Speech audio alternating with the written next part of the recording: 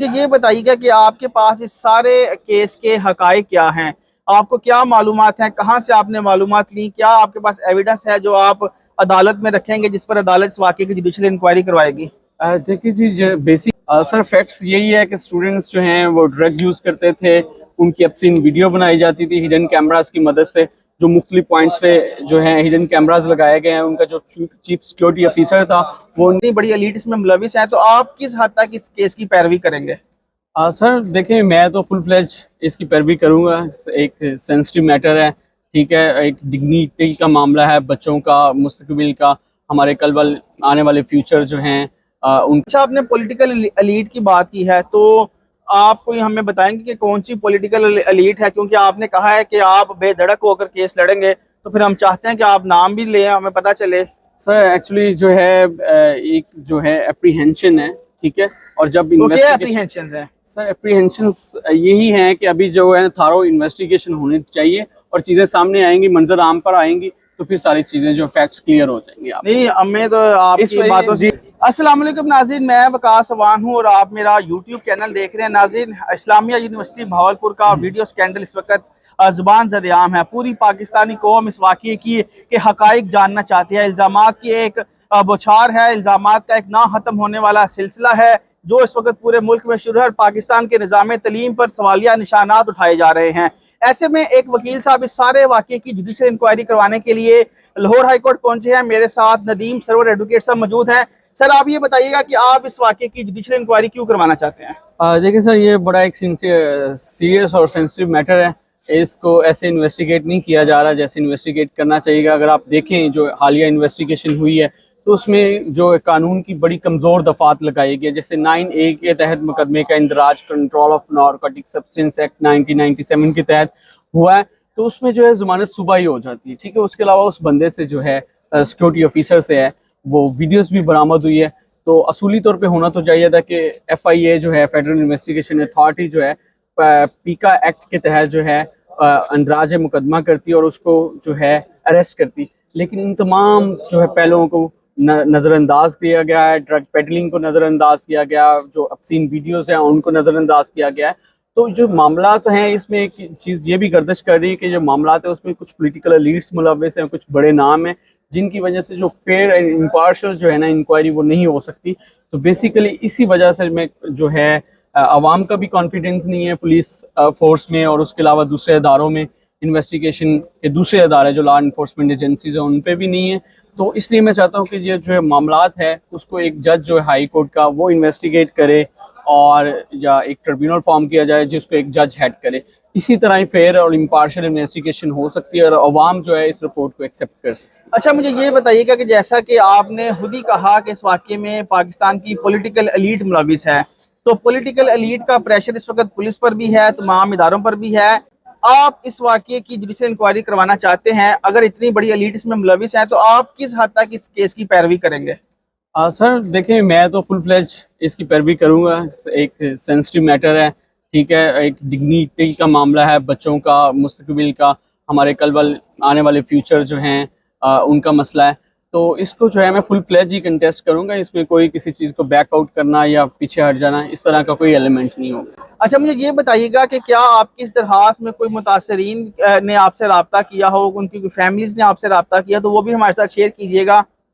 Mostly जो back ends पे families हैं जिन्होंने रब्ता किया, तो मैंने इसको as a public interest litigation जो है वो टेकअप किया, क्योंकि फैमिलीज के अंदर प्रेशर है।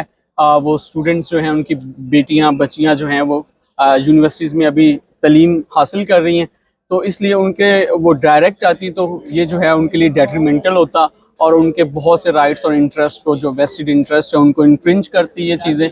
तो इसलिए बैक एंड पे वो ज़रूर है, उनकी जो अखलाकी सपोर्ट, जो मॉरल सपोर्ट मुझे ज़रूर है, लेकिन वो फ्रंट पे नहीं है। अच्छा, मुझे ये बताइएगा कि आपके पास इस सारे केस के हकाइक क्या हैं। आपको क्या मालूमात हैं, कहाँ से आपने मालूमात ली, क्या आपके पास एविडेंस है जो आप अदालत में रखेंगे जिस पर अदालत इस वाक़ये की जुडिशल इंक्वायरी करवाएगी। देखिए जी, बेसिकली जो है मेरे पास जो एविडेंस है, सोशल मीडिया जो है उस पर कुछ न्यूज़ चल रही हैं, कुछ इन्वेस्टिगेशंस हुई हैं ऑलरेडी, और उसके अलावा कुछ इन्वेस्टिगेशन पुलिस ने की है। लेकिन ये सारे मामला जो हैं, ये सारे पहलू जो अदालत के सामने रखेंगी। अदालत जो है मज़ीद जो है जब इस इंक्वायरी को हेड करेगी, अदालत का आला अदलिया का एक जज हेड करेगा, तो बहुत से ऐसे और फैक्ट सामने आएंगे। ये तो फैक्ट्स ही कुछ नहीं है, बहुत से ऐसे सेंसिटिव फैक्ट्स हैं जो अभी तक फैक्ट्स है क्या आपके पास? फैक्ट्स कुछ बताएं ना हमें। सर फैक्ट्स यही है कि स्टूडेंट्स जो हैं वो ड्रग यूज़ करते थे, उनकी obscene वीडियो बनाई जाती थी हिडन कैमरास की मदद से। जो मुख्तलिफ पॉइंट्स पे जो है हिडन कैमरास लगाए गए हैं, उनका जो चीफ सिक्योरिटी ऑफिसर था वो उन कैमरास की मदद से उनकी वीडियोस बनाता था, फिर उनको ब्लैकमेल करता था। और जब वो ड्रग यूज़ करते थे तो उनको उसके यूजेज के दौरान जो है ब्लैकमेल करता था।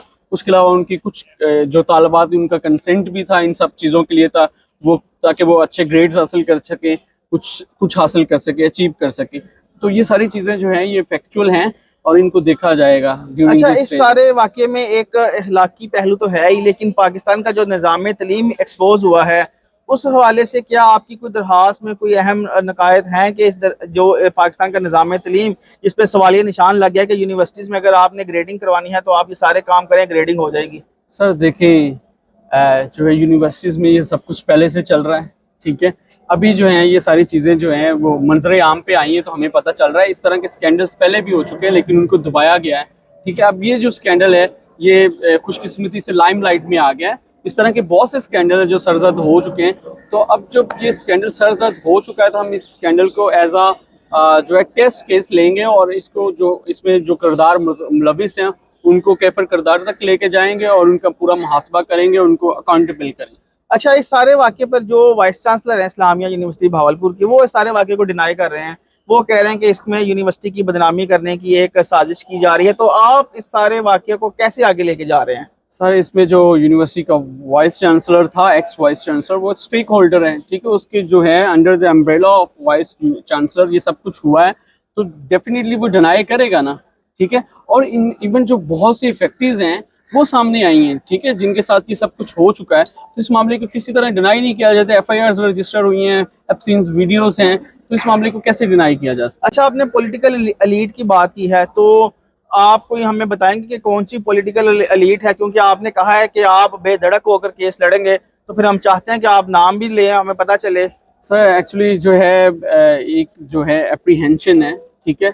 और जब तो क्या इन्वेस्टिगेशन, एप्रीहेंशंस हैं? सर एप्रीहेंशंस यही हैं कि अभी जो है थारो इन्वेस्टिगेशन होनी चाहिए और चीज़ें सामने आएंगी, मंजर आम पर आएंगी, तो फिर सारी चीज़ें जो फैक्ट्स क्लियर हो जाएंगी। आप नहीं, हमें तो आपकी बातों से यही लग रहा है कि आप तो अभी शुरू से ही हमें घबराए नजर आ रहे नहीं हैं। नहीं, इसमें घबराने वाली कोई बात नहीं है। बस उसमें हम इस स्टेज पे समझते हैं कि ये इल्ज़ाम तराशी है जी।